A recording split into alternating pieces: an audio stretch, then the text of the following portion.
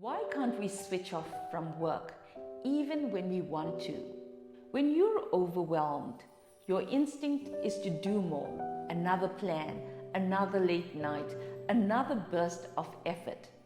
But what if the real answer isn't to move faster, it's to pause?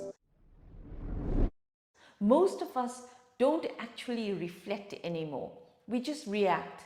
We scroll, we reply, we attend and adjust. But really stop long enough to ask, is this even working for me? You log off, but your mind stays on. You lie in bed, but you're replaying conversations or planning tomorrow's to-do list. It feels like your body's resting, but your brain's still working overtime. So if that sounds familiar, you're definitely not alone. We're living in a constant state of reaction, and it's quietly burning us out. I see this all the time with the leaders and professionals I work with. They're brilliant, capable, driven, but their minds never stop. Even when they're at home or trying to sleep, they're still mentally at work. They tell me things like, my head just doesn't switch off. Even when I'm on leave, I'm thinking about what I'm missing. That constant mental noise, that background processing, it drains clarity, creativity, and calm. So over time, it leads straight to burnout. Even Elon Musk once said, "You wouldn't want to be me." What's something difficult you're going through that people don't often see? I mean, my mind is a storm, and I don't think most people would want to be me. He wasn't being dramatic. He was explaining that his mind never stops even when he wants it to. And whilst most of us don't run Tesla, we live the same pattern, always on, always thinking, until we're too tired to even rest. That's the cost of living in reaction mode, and the antidote is reflection. For me, that realization came during a swim one weekend. I'd been questioning everything, my work, my focus, my direction. And somewhere between strokes, when the noise finally quieted, answers started forming. I realized I was just too busy reacting to notice what was actually happening inside. That pause gave me clarity. Reflection doesn't mean hours of silence. It's about creating small intentional moments to think clearly again. So I was reading something fascinating about how the brain works when we pause. When we're constantly reacting, our brain stays in task mode. The prefrontal cortex is busy solving, deciding, and responding all day long. But when we slow down, something called the default mode network activates.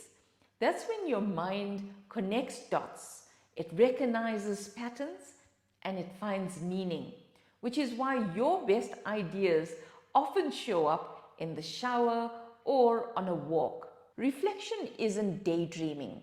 It's your brain finally processing what's been piling up. And it's not just theory.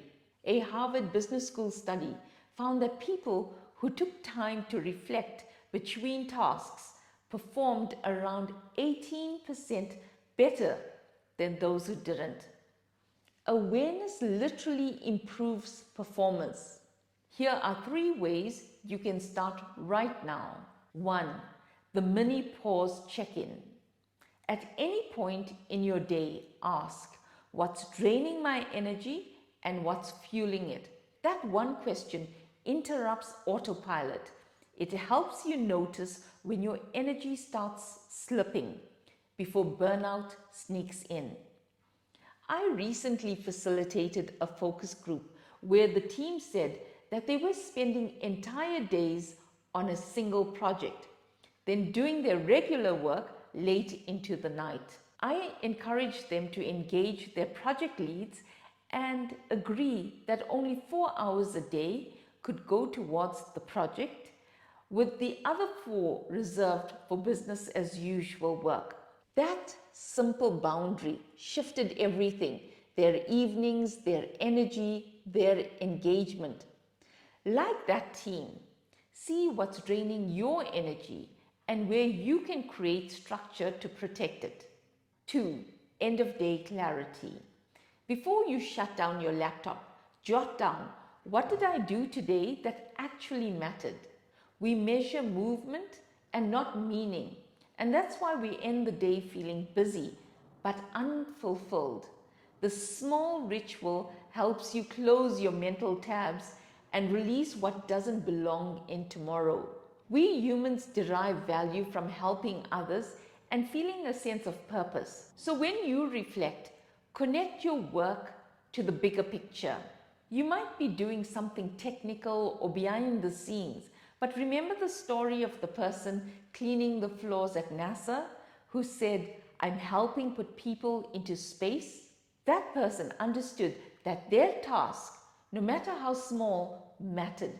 It was one cog in a much larger mission. When you end your day like that, you don't just track output, you reconnect with purpose. 3. The pattern spotter. Once a week, ask, what keeps repeating that I keep complaining about? If something keeps showing up, it's not coincidence, it's curriculum. Life keeps teaching the same lesson until we finally pause to learn it. It takes more effort to complain than to reflect. We waste good energy rehearsing what frustrates us instead of resolving it. So when you notice a recurring frustration, write it down and ask, what part of this pattern do I control and what part can I change? That single question can turn frustration into focus.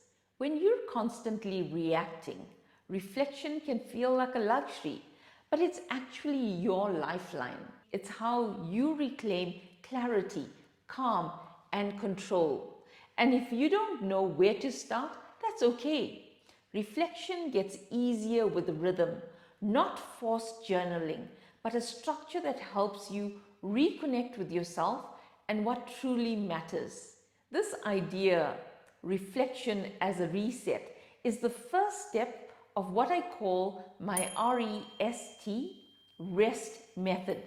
Because before we can energize or structure anything, we first need to reflect, to see clearly again. In my one-on-one coaching, I use the rest method to help professionals do exactly that.